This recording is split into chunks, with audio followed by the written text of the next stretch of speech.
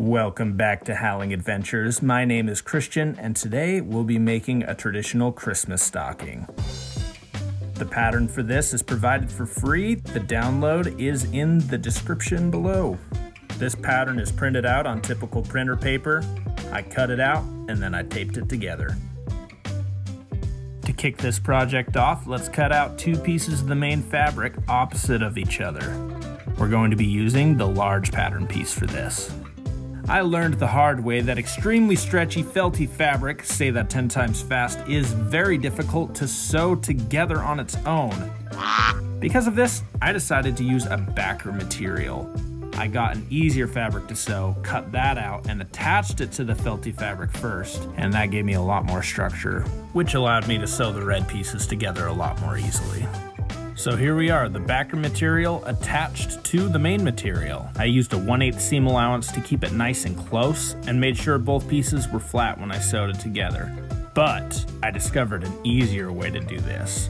First, you take your main material and you lay it out. Second, you take your cut pieces of backer material and lay them flat on the main material. Third, you pin the backer pieces to the main material, making sure everything is nice and flat and even. Fourth, you sew it all together. Fifth, you cut it out.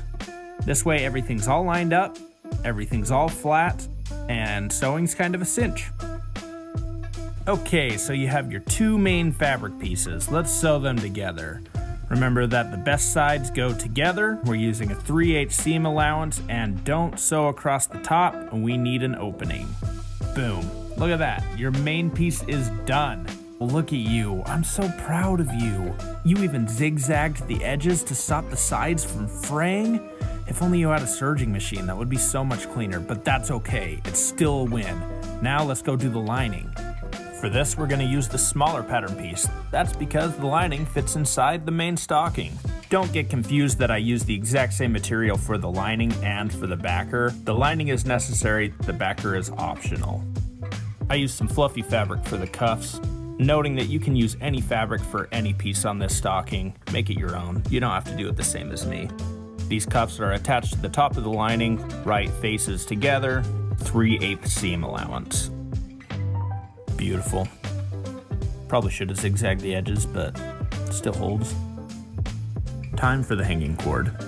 Noting that you can make this a little bit wider than I did in the pattern piece. The length is pretty good though. I used the same fabric and backer material as the outside of the stocking. What you want to do is fold the outsides to the middle and then fold it in half.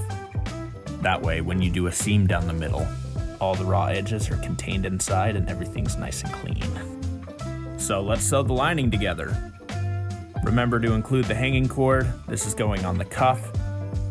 You can actually sew it to one piece first before you sew both pieces together. That way it stays in place. Once again, this is right sides together, 3/8 seam allowance. Don't sew the top open, and also leave a small spot to turn everything inside out in just a minute. Final step on the sewing machine. We are attaching the inside of the stocking and the outside of the stocking together at the tops.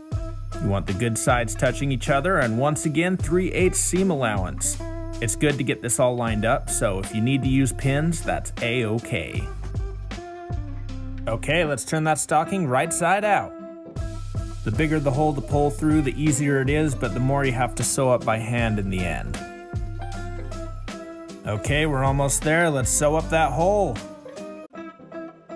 I just used a simple invisible stitch for this. It's gonna be on the inside of the stocking, so whatever works, works. It's not a big deal.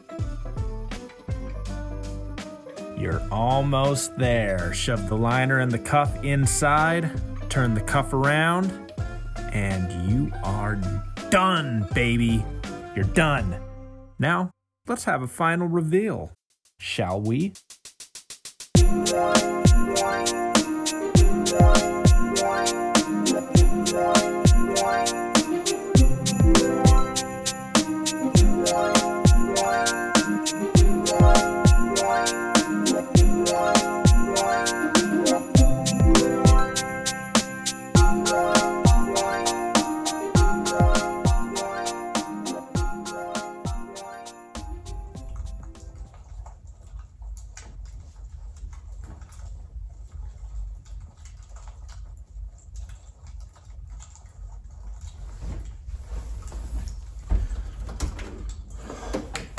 Whew.